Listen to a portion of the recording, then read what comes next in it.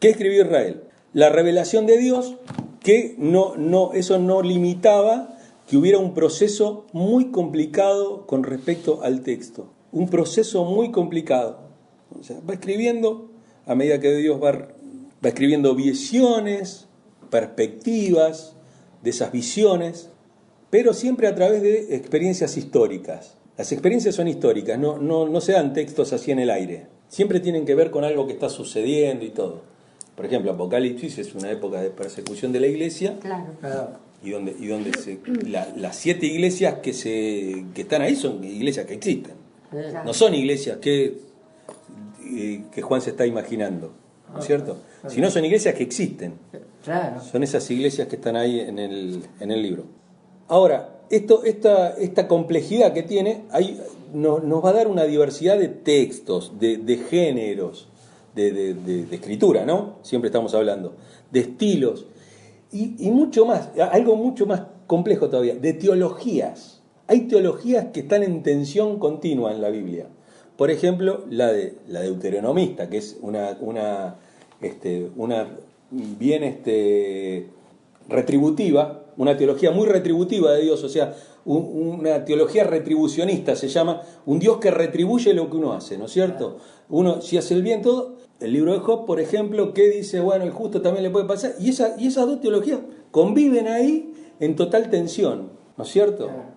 Y bueno, y en el Nuevo Testamento también hay textos que parece que la salvación se pierde y hay textos que parece que la salvación no se pierde. Entonces, esas dos teologías están, y todas las dos están basadas en la Biblia. No es que yo creo en una y saco tiro la bañera con el niño con el agua al baño, ¿viste? No, yo tengo que apropiarme de las dos cosas porque esas dos cosas conviven en la Biblia y se mantienen en tensión y uno tiene que aprender a caminar ahí en esa tensión. Y uno no debe predicar una cosa sin predicar la otra. Porque evidentemente hay algo como decía Martín del tema ese de el que vence, el que venza. En todo, yo no me puedo hacer el tonto con ese texto. No me puedo hacer el tonto con ese texto. Tengo que decir, no, pará, está bien, Dios me salvó, pero hay algo que tengo que hacer. No es que yo le agregue algo a la salvación de Dios, pero hay algo que yo tengo que hacer y lo hago impulsado por el Espíritu Santo. Pero lo hago. Hay algo que yo tengo que dejar. O sea, uno puede elegir cómo entrar a la tierra prometida, o cómo cruzar el río, o cruza caminando, o cruza rengo, ¿viste? Jacob cruzó rengo, él eligió esa parte, él eligió ser cabeza dura hasta el final, y cruzó rengo. Si Jacob hubiera aceptado todo lo que Dios le había dado en el camino, y no se hubiera basado en su propia forma, hubiera pasado tranquilo todo. Porque hay dos formas de caminar con Dios. A los cachetazos o caminando de la mano. No hay muchas más formas. En la tercera pregunta falta. ¿Qué escribió? No, pará. Bueno, dijimos, ya lo dije, lo de las tensiones teológicas, hijas del proceso, y tienen una coherencia interna, ¿no es cierto? Que aun cuando se nombran unas con otras, y parece que se están contradiciendo, de verdad, son las dos caras de una misma moneda. Uno lo ve desde un punto de vista y el otro lo ve desde el otro punto de vista. Y eso no me hace hereje. Son dos puntos de vista sobre un mismo plano, ¿no? Tenemos distintas doctrinas. Hay doctrinas que son fundamentales de las cuales yo no me puedo mover. Cristo es Dios, murió por mis pecados, resucitó, la resurrección de Cristo, la resurrección del cuerpo, la segunda venida del Señor, son cosas que yo no las puedo sacar. Pero después, ¿cómo va a ocurrir o de qué forma yo lo estoy viendo? Eso no me cambia. Esos son fundamentos de la fe. Pero después, ¿cómo yo lo vea eso? ¿Cómo lo interpreto? Eso es... Por eso uno no se puede directamente anotar en la doctrina y decir yo firmo toda esta confesión de fe. No, porque es muy difícil aceptar toda una confesión de fe. Una confesión de fe es mucho más amplia que una doctrina, ¿no es cierto? Las doctrinas bíblicas fundamentales son esas. Son un Dios que creó todo, un Dios que está interviniendo continuamente en la historia, es un Dios que se hace presente, es un Dios que elige, que continuamente está salvando, es un Dios que se encarna, es un Dios que camina entre nosotros, que hace milagros y que finalmente muere en la cruz, resucita Y ese es el mensaje. Esos son mensajes fundamentales. Yo no me puedo mover de esa piedra fundamental. Ahora, todo lo que construya ahí arriba, bueno, ya es otro tema. Claro. Bien, hay 4 elementos que se destacan bien en la Biblia hebrea. ¿Eso es todo sobre la misma pregunta? Sí, ¿qué escribió Israel? ¿Qué escribió Israel? Sí. Una rica y variada confluencia de perspectivas, ¿no es cierto? Esto que yo decía. Son distintas miradas sobre un mismo tema, y todas son representadas por distintas escuelas teológicas. Hay escuelas teológicas dentro de la Biblia, ¿no es cierto? Aún los hebreos tienen escuelas teológicas diferentes que miran sobre un mismo evento de la Biblia, van a tener 2 miradas totalmente opuestas o van a elegir la forma en que lo vean. Y lo mismo para los evangélicos. Por eso nosotros como bautistas nos horrorizaríamos de ir a una iglesia presbiteriana y que bauticen un chico. Ahora, si estudiáramos realmente lo que es la teología del pacto, la teología del pacto es fuertísima. Y es fuertísima. Y si vos la lees, decís, sí, tenés razón, hay que bautizar a los chicos. Y después te agarra un bautista y te empieza a dar todos los textos sobre la teología bautista y decís, no, hay que bautizarlo de grande. Pero las dos conviven. No. Lo otro, hay una coherencia fundamental entre los distintos textos. Permanentemente cada libro se va apoyando en otros escritos anteriores o libros que están en la misma época o tradiciones que a veces esas cosas son a veces tan sutiles que las pasamos por alto. Ahora, cuando hacemos una lectura más profunda de la Biblia, nos damos cuenta. Cuando empezamos a cruzar textos realmente, y cuando los cruzamos y sabemos en qué época histórica son escritos, cómo los escribieron, de qué escuela provienen, y todo uno dice, por acá venía. Tercero, el desarrollo progresivo de ideas. Eso es lo que va escribiendo Israel. Israel escribe el desarrollo progresivo de las ideas. Como si se tratara de un edificio, hay algunos que van poniendo los cimientos y sobre eso siguen construyendo los demás. A veces nos parecen cosas muy rústicas, muy tontas, pero esas son las bases sobre las cuales después se va a construir el resto de los textos, ¿no es cierto? Y después el propósito definido de transmitir el mensaje de salvación. De salvación en el caso estamos hablando del Antiguo Testamento, de escribir al Dios Salvador. Ese mensaje de salvación nacional, ¿no es cierto? Que yo lo transmito a mis hijos. Y le leerás esto a tus hijos y a los hijos de tus hijos. Así, ¿no? Israel elige de todas esas cosas que le van pasando, elige lo que más le interesa o que cree relevante para escribir para las futuras generaciones y cómo describir el vínculo ese que tiene con Dios, ¿no? Deuteronomio 29:29. Pongan ahí, vuelvo a leer. ¿Para qué escribió Israel ahora? Hay una palabra que se da... 29. Sí, 29:29. ¿Y ahora para qué? ¿Para qué escribió Israel? 29. Deuteronomio 29:29. ¿Para qué escribió Israel ahora? Ese versículo es cuando no entendemos algo, decimos. Claro, decimos eso. Sí. No entendemos, decimos, las cosas secretas pertenecen a Jehová nuestro Dios. Sí. Ya está. No sé cómo explicarte, ¿viste? Claro. Hay una palabra que se da mucho, se da sobre todo en el Deuteronomio, se da. 29. Hay una palabra que se repite una y otra vez que es recordar. Recordar. ¿Para qué escribió Israel? Para recordar. Para recordar. Proclamar, acuérdense, recuerdo, proclamo. ¿Para qué? ¿Para qué Sí. escribió? Para recordar, para proclamar y para transmitir. O sea, puede ser un texto muy antiguo y yo a mi generación le transmito eso. Primero recordamos, Recordamos después proclamamos y después transmitimos.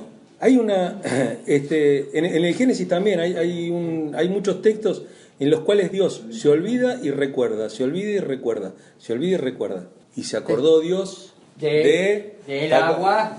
Claro, estaban en el agua. Sí. Y y ese se acordó no es que se había olvidado, sino que ese es el tiempo de Dios. Ese es el tiempo en el cual Dios dijo, mirá, hoy toca justo que tengo que sacar, tiene como una agenda Dios, ¿no? Una cosa así. Es una herejía decir esas cosas, pero no hay otra forma de explicarlo. No hay otra forma de explicarlo. Además acá, Sí, ¿cómo se acordó? ¿Se olvidó? Aparte, que estaba igual, en el agua? por más todo lo que yo le digo, tómenlo con pinza, porque yo tampoco sé cómo explicar mucho a Dios. Yo, si a mí alguno me dice, mira, Dios es así, así, así, yo desconfío de esa persona. Yo desconfiaría. No, claro. Ese no es el Dios que tengo yo, mirá que el mío no se entiende mucho. Es bastante No, pero complicado. clarito. No, ¿viste? No, pero esa cosa de poner a Dios adentro de una caja y decir, bueno, Dios es así, así, así. Enseñamos los atributos de Dios, por ejemplo, ¿no? Entonces, esa teología sistemática de cuarta, ¿viste? Decimos, los atributos de Dios son ta. ¿Qué sabes si son eso? ¿Qué sabes cuáles son los atributos de Dios? Dios puede tener miles, millones de atributos más que vos no tenés ni idea. Porque como decía yo, ¿qué es el mal para Dios? ¿Qué es el mal para Dios? Porque evidentemente hay cosas que nos hace a nosotros Dios, que Dios nos hace en el camino, que para nosotros en un momento son mal. Vos decís, Dios no me puede estar haciendo esto. Otra vez, Y vos decís, no, este Dios es un Dios, viste, que te da con un palo y todo. Cuando pasa el tiempo, y vos te das vuelta y mirás lo que hizo Dios, vos decís, Dios estaba obrando para bien. Estaba obrando para bien. Eso que a mí me pareció mal en esa época, para Dios, Dios tiene un fin, siempre tiene un fin didáctico, ¿no? De enseñar. ¿Para qué escribió Israel? Para intentar interpelación, esta cosa de desafiarte, ¿no? De poner en el... Hacerte preguntas capciosas. Hacerte preguntas, viste, muy profundas y que te llevan a confrontar con tu vida constantemente, ¿no es cierto? Esta cosa de interpelar, desafiar y llamar, y sobre todo en Israel se da esto, y llamar a una decisión comunitaria y personal. Hay algo que tiene que hacer todo el pueblo y hay algo que tienen que hacer personalmente esas personas. Fíjense que a su vez Israel podía tomar una decisión comunitaria, pero después había gente que se quedaba en el camino, porque no había tomado la decisión personal. Estaba incluida dentro del pueblo, pero se queda.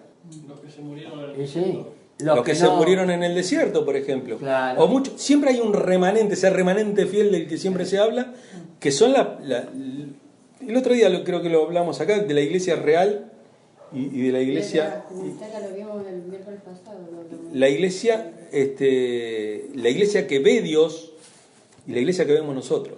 La iglesia que ve Dios es la iglesia real, no es la iglesia que vemos todos. Vos podés ver mucha gente, Claro. y Dios ve los verdaderamente. Los redimidos. Porque ahí entre medio de la iglesia crece el trigo y la cizaña. Claro. No crece solamente el trigo. No. Por eso dijo. Y el separar el trigo de la cizaña no es un trabajo nuestro tampoco. No, para nada. Es un trabajo de reconocerlo. Uno tiene que reconocer cuál es el trigo y cuál es pero a veces entre la apariencia de piedad, ¿viste? Es muy engañosa la apariencia de piedad. No hay que estar tan Seguro. Más papisa que el Papa. Y esta decisión tiene que ser profundamente existencial. Tiene que calar profundo en la existencia, no en el día, en la existencia, porque el mensaje finalmente, ¿quién soy? ¿No? Esta cosa muy filosófica, ¿no? Sí, ¿no? ¿Quién soy? Bien, la escritura. Ahora, listo, ya terminamos con las 4 preguntas que por la cual escribió Israel. Bueno, básicamente esto es muy técnico. 3 idiomas, hebreo, arameo, posteriormente griego, son los 3 idiomas en los cuales van a hablar, y finalmente van a aparecer al final los textos griegos. Claro. No, es un dialecto del hebreo. Es Tiene un dialecto. Sí, no, la lengua en realidad, la base son todos lenguas semitas. ¿Cierto? Semitas. Claro, pero hay distintos idiomas, ¿no? Con respecto a los textos también, los libros, por ejemplo, son designados, empiezan, el Pentateuco al menos, es designado por las palabras, las primeras palabras o las palabras más importantes del texto. del primer capítulo. Por ejemplo, Génesis, que nosotros lo traducimos como Génesis, en hebreo es Bereshit, que son las primeras palabras del texto. Bereshit, bara, Elohim. En el principio creó Dios. Bueno, los textos antiguos fueron escritos los primeros en cuero, ¿no es cierto? Sin remera. Sí, en cuero. Se sacaban todo y empezaban a escribir. Tiene unos 10 metros de largo más o menos y 25 centímetros de ancho los cueros. Se cosían, se iban pegando, se iban cosiendo. Y eso es lo que nosotros conocemos un poco como pergamino. Los rollos. Los rollos, esos son los que se conservaron más. Porque después estaban los de papiro. Claro, pero el papiro se destruía todo. Y bueno, y se escribía con pluma o con una caña, con cualquier cosa. ¿No es cierto? Y la tinta era bueno, de aceites vegetales y todo eso, por eso se diluían muy rápido y todo. Después surgió otros minerales, surgieron y todo, que hicieron que la tinta se fije más y tenemos otros modos. El proceso de redacción, vamos a ver, esto es otra cosa. El proceso de redacción. Uno tiene una idea, por ejemplo, como que Moisés escribió el Pentateuco, entonces Moisés escribió esos 5 libros. Y ahí como, qué sé yo, si uno mira, habría, no sé, unos 20 autores y listo, y ya está. Y esos son los autores del Antiguo Testamento. Y no es así, no es así.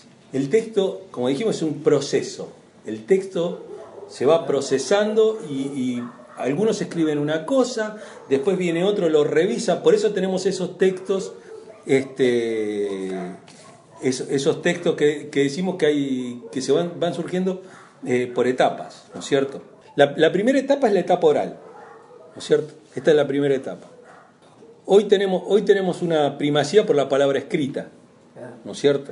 O una película, por ejemplo, un video, sería hoy más a lo mejor, pero en esa época la primacía estaba en el lenguaje oral, porque no todos escribían, no todos leían, entonces el lenguaje oral era primordial en esa época, y aquel que sabía contar buenos cuentos, ese en las noches en la caverna, eran largas, a veces había días que había que estar mucho tiempo adentro de una caverna, y la oralidad, los cuentos, y los cuentos casi siempre eran religiosos, siempre tenían que ver con algo mágico, con algo supersticioso también, tenían que ver con la mitología y todo. Israel no escapa de esto. Israel también empieza a traer esas historias y las va resignificando con el tiempo, y con el tiempo se empiezan a escribir, y otro agarra esos textos y los vuelve a reescribir otra vez, así hasta que llega a una etapa final donde el libro está cerrado. Pero eso tardan siglos y siglos, o sea, no son escritos de un día para el otro. Por eso sería ideal que uno crea en esto, que Dios no solamente inspira a los escritores, sino a aquellos que también hicieron toda la etapa oral, aquellos que también le agregaron cosas después al texto. Uno cree que está cerrada ya el canon, ¿no es cierto? El canon está cerrado, son esos 66 libros, ¿no es cierto? Ya está. Pero esos 66 libros no fueron así desde el principio. El texto fue creciendo, ¿no es cierto? A medida que los pueblos antiguos tenían más valor por la etapa oral que por la etapa escrita, ¿no es cierto? Los primeros relatos que surgen no son narraciones enteras, sino que son narraciones vinculadas con un personaje. Empiezan a nacer estos personajes. Empieza Abraham, Noé, más adelante, son todos personajes de los cuales se empiezan a contar historias y se empiezan a escribir historias. Al final después va a haber toda una revisión de esos textos y obviamente en el proceso de iluminación y de revelación y todo, Dios va a usar esas personas para elegir cuáles son los textos que quedan. Y quedó formada de esa manera, ¿no es cierto?, la Biblia. Pero una vez se piensa que se sentaron un día a escribir y escribieron todo el libro, todo de corrido, ¿viste? No, eso es... 1500 años más o menos. 1600, ¿no? Sí. Sí, pero uno no se imagina Claro. que es a lo largo de 1600 años. Uno cuando lo lee le parece que está todo... Pero en diferentes lugares, correlativo. diferentes autores y... Claro. No, concuerda todo, ¿no? Claro, pero evidentemente si uno mira, hay un trabajo de corrección. Hay un trabajo de corrección y de edición del texto. Alguien agarró todos esos textos ahí perdidos y los empezó a acomodar, y hubo todo un colegio para hacer eso, hubo todo las escuelas de escribas y de profetas, no eran uno solo, eran muchos. Nosotros conocemos a lo mejor el nombre de uno, del más famoso, que históricamente se cree, pero en verdad no es así. El texto no lo permite. No permite. Alguien no puede escribir tan distinto, porque no hay una escritura. Hay personas que creen, los más ortodoxos van a creer en una revelación y en una revelación plenaria y totalmente mecánica. O sea, Dios toma el cuerpo y te mueve la mano, ¿viste? Así, y vos escribís, y entonces vas escribiendo todo. Y no es así. Hay una película que muestra así que, no sé si de Mateo, que es una película vieja, ¿no? Claro. Que está escribiendo Mateo ahí. No. Y por no se hace esa idea. Claro, entonces. Un vaso de agua. Creo que Esdras fue uno que también que compiló. Claro, Esdras es uno de los que compila la Biblia. Ellos vienen del ¿cómo se llama? Del cautiverio. Vienen del cautiverio. Y ahí es donde más textos se producen en esa época. Después van a aparecer los libros proféticos, los profetas menores y todo, pero en una primera época va a ser esta. Bueno, esa es la etapa oral, ¿no? Los relatos de los antepasados de estos personajes no se dan solamente por textos orales, sino se dan por textos orales, pero por canciones, refranes. Hay muchas partes de la Biblia que son canciones, muchas. El libro de Isaías está lleno de canciones. Son todos versos. La parte poética de la Biblia, el texto, por ejemplo, el del Bereshit, se puede cantar. En hebreo se puede cantar. ¿Cuál es el Bereshit? El Génesis. Bereshit. Sí, es en el principio significa. Si quieren después les paso el audio de cómo se oye el Génesis en hebreo. Yo me lo sabía de memoria. Pero no vamos a entender nada nosotros. No, pero vean, tiene una cadencia. Y los salmos dicen que son preciosos. Y yo tengo todos los salmos en canción. Sí, tengo ¿En audio? En audio, sí. Me los mandaron de la escuela donde estudiaba hebreo. Mirá. Me regalaron eso. En un tiempo leía perfecto hebreo. ¿Sí? Y no practiqué nunca más.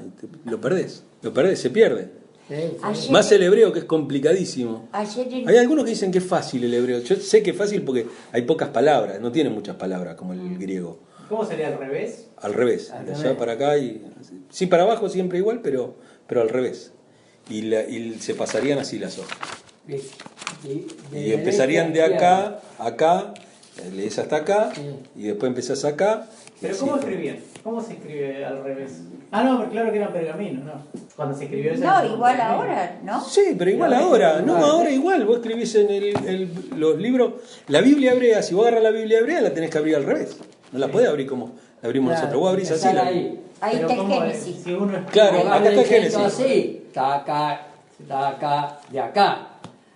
Ve Jehová poderosa mano con Egipto, Dios vuestro, Jehová, tetaréis. No, pero está al revés. Claro, ya sé, pero yo para que se me cuesta. Claro. No, aparte las letras están al revés. Claro. Están todas se escribe para allá. Hay un canal de televisión, el canal 26, que mandó un periodista porque este año son los 70 años de la nación de El 14 de mayo. El 14 de mayo. claro. Y mostraban ayer del Mar Muerto, qué belleza del Mar Muerto. ¿Y sabés qué Te mostraban? tirás y no te podés ahogar, ¿viste? Mirá si uno se quiere suicidar ahí en el Mar Muerto. No te hundís, se flota como un corcho. Dice que el Monte de los Olivos es el lugar más, creo que dijeron, histórico de Jerusalén. ¿Y saben qué hay? Dice que antes había una catedral, no me acuerdo de quién dijo, y lo único que queda de esa catedral es como si fuera lo que nosotros conocemos como glorieta, pero cerradita, ¿no? Ahí es el lugar que Jesús ascendió a los cielos. Y muestra el pedacito de tierra y todo. Sí, está. Bueno, pero eso viene de la época de las cruzadas. Claro. En la época de las cruzadas Sí. se fundaban iglesias porque acá estaba el lugar, entonces se peleaba por esos lugares, por los lugares santos. Y después se mataban entre ellos por decir, acá nació, acá, y se mataban entre ellos. No se están peleando por eso, un lugar santo también. Claro. Sí, igual el gran problema siempre es Jerusalén. Es ese pedacito que está más allá y la franja de Gaza, que Israel nunca la pudo conquistar, jamás. Siempre, ahí donde estaban los filisteos. Claro. Nunca los pudo sacar a los filisteos. Con David. No, ni con David. No lo sacó. No lo sacó. David hizo alianza con ellos. Flor de atorrante David. Sí, ya vamos. Sí. Cuando Dijo Sergio. Dijo Sergio. A mí me dijo Sergio que David era un atorrante. Ni con eso. Él y Salomón eran dos, uno bien, uno El peor que domingo le el digo a mi hermano, vos sabés que empecé teología y me dejó pasar un ratito y después me dice, a ver, contame un poquito. Pensé que le estaba mintiendo, ¿viste? Entonces le conté, entonces ahora le voy a decir a mí. Me conté, el pastor me está enseñando teología, me dijo que David era un atorrante, ¿no? Sí, uno tiene una imagen del dulce cantor de Israel, el que nunca tocó al ungido, el que nunca nada. Hizo alianza contra Saúl y todo, ¿no? Uno tiene que leer la historia cruda, hay que leer la historia cruda. No le permitió hacer el templo. No, De la claro. sangre que había derramado. Claro. Bueno, pero Salomón no era ninguna joyita tampoco. Ah, no. Y él tuvo sus minas.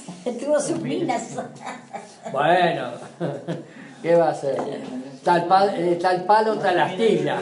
Bueno, después va a aparecer los primeros documentos escritos que se dan, como dijimos, a partir de la experiencia del Éxodo, ¿no es cierto?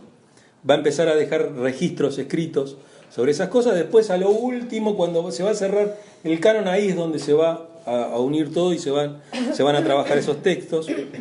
Y se da por sentado que hubo otros libros que nosotros no conocemos, o que pueden ser libros que nosotros conocemos y que tienen otro nombre.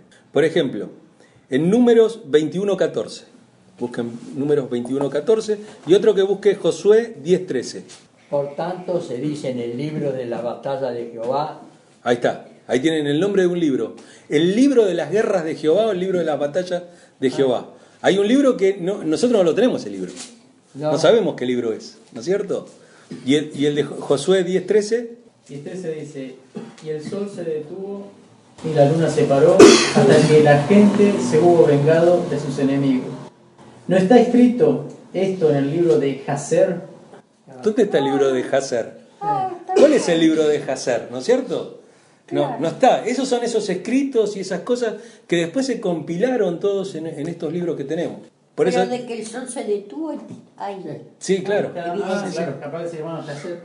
Pero fíjense, Josué, fíjense eso. 10, Uno a veces 13. se pone de punta con el tipo que te viene y te dice, no, ve, este teólogo ya está perdiendo, este estudió teología, está perdiendo la fe, ya el tipo. Pero lo dice la Biblia, no lo digo yo. Claro. Entonces cuando yo digo, no, hay un proceso de edición de la Biblia, de redacción, pero también hay que eso me hace menos cristiano, me hace, no sé qué idea tienen, porque no creo que es un libro mágico.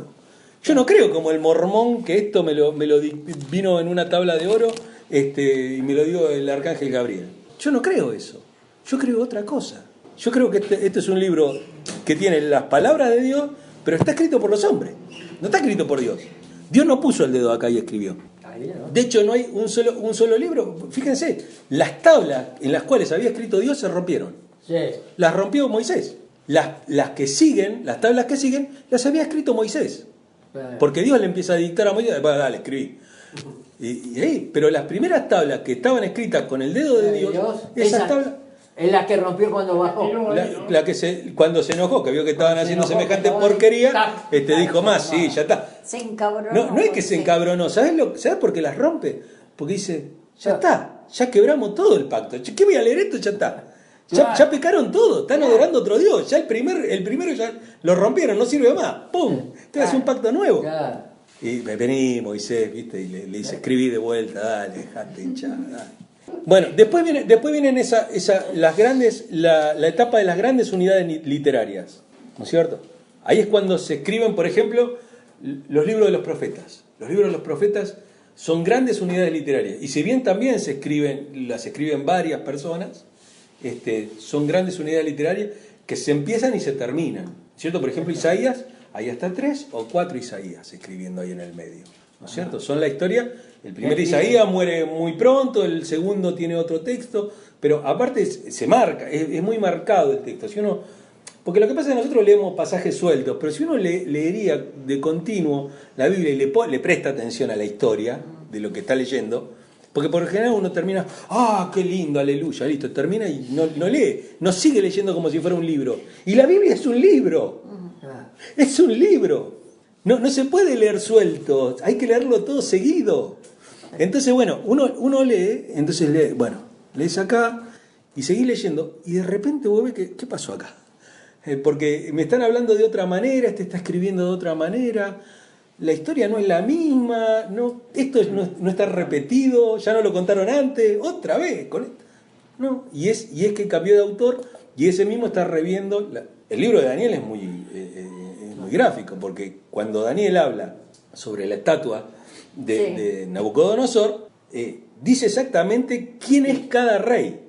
No es que se le ocurre, no dice exactamente qué es cada rey. Pero ese texto es posterior a Daniel. No es Daniel el que está escribiendo eso. Eso es algo que Dios le dijo a Daniel, que Daniel evidentemente lo transmitió oralmente, y que cuando se cumplió, dijeron, Daniel tenía razón, vamos a escribirlo. Es así. No es que a Daniel se le escribió y dijo, estos son los medio persas, Babilonia, no. O sea, lo habrán escrito ya cuando vuelven del cautiverio, mucho tiempo después. Cuando ya pasaron todas esas cosas, cuando ya pasaron, ahí se escribe. Por eso tiene tanta exactitud histórica. Eso de que la imagen de Nabucodonosor pertenecía al reino ¿viste? de... Claro, viste que uno son los griegos, otro es que Alejandro Magno. Sí. Bueno, ese texto es un texto que es posterior a todo eso. O sea, cuando se termina de pasar todas esas cosas... Porque el Imperio Romano habla... Porque si no es muy exacto. Y no hay ningún oráculo en la Biblia que sea... Se maneja por oráculo la Biblia, ¿no es cierto? Tal cual como se manejaban todas las personas de esa época. Porque cuando habla del Imperio Romano ni existía todavía. Por eso. Entonces después cuando se cumplió, lo escriben. Claro. Entonces, bueno, tenemos los textos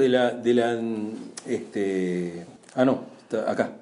Las grandes unidades literarias, la época del templo y el palacio, ¿no es cierto? Esas son las épocas en las cuales se dan las grandes unidades literarias. Israel ya tiene un excedente de dinero como para dedicar exclusivamente a escribas que vayan escribiendo todo eso. Ya no son uno de los que no tenían solamente un matadero donde mandaban los animales, los sacerdotes, sino que también hay un grupo de escribas, hay un grupo de músicos estables, ya tiene carros de guerra, ya era una nación.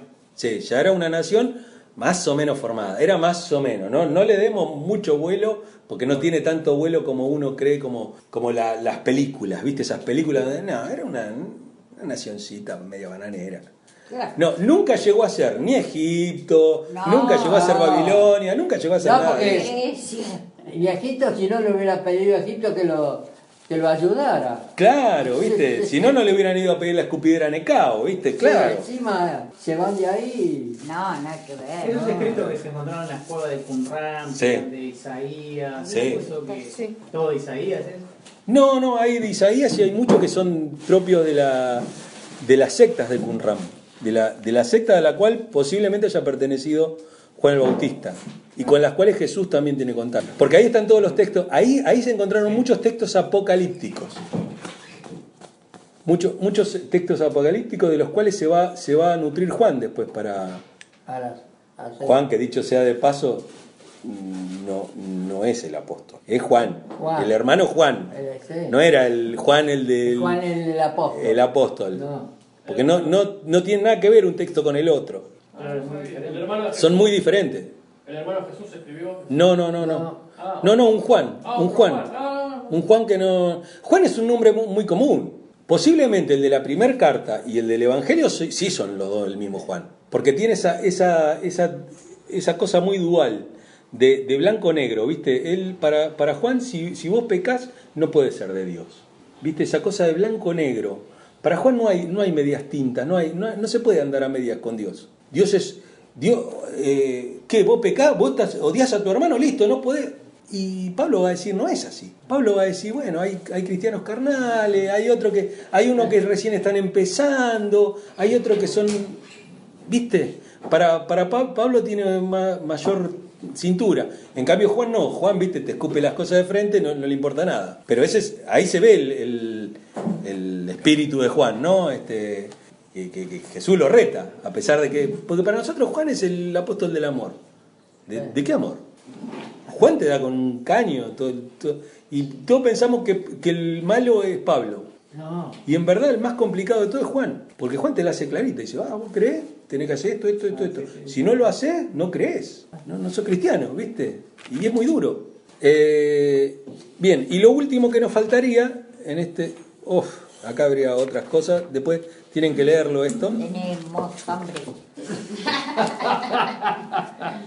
Bueno, después vendría de las grandes unidades literarias, después vendría las etapas de la formación del canon, donde se cierra el canon, donde se dice, bueno, son estos los libros que van a acompañar la Biblia. Esa es la gran etapa de la formación del canon. Igual acá los tienen, y acá tienen una lista en la página 19, tienen la división también de la Torá, o el Tanakh, que es la Biblia hebrea. Tengo una tiza acá, esto es lo único que les escribo acá, y ya está. Tanakh, y se pronuncia Tanaj. Se escribe también. ¿Por qué? Sí. Entonces, esta es la Biblia hebrea. Es la Torá, los Nevi'im y los Ketuvim. ¿Y eso qué son? La Torá es La Torá es la ley. La ley, claro. El Pentateuco. Estos serían los 5 primeros libros. Sí. Los Nevi'im son los que para ellos son los profetas. Ah, profetas. Los profetas. Y estos de acá serían los escritos. Se llaman así, los escritos. ¿Y qué serían para ellos los escritos? Los libros más históricos y eso. Pero ahí ustedes tienen una lista de Ketuvim. Ketuvim. Es así, pero se escribe con J, al final. Porque Tanaj. ¿Por qué? Porque en el idioma hebreo las vocales no existen en el idioma hebreo. No se puede pronunciar. No, pero porque se escribe todo con mayúscula y sin vocales. Como se sabían de memoria estos textos, se les daba exactamente la vocal que pertenecían. Cuando se pierde el idioma hebreo, recién ahí empieza a aparecer, en las revisiones que se hacen después, ya aparecen con las vocales, pero estas vocales se las van a poner en el año 300, 400. Y por esto se perdió el nombre de Dios. Pues no se sabe cómo se pronuncia, en verdad. No hay, porque aparte no lo nombraban. No lo nombraban. Se volvió tan santo el nombre, eran tan religiosos,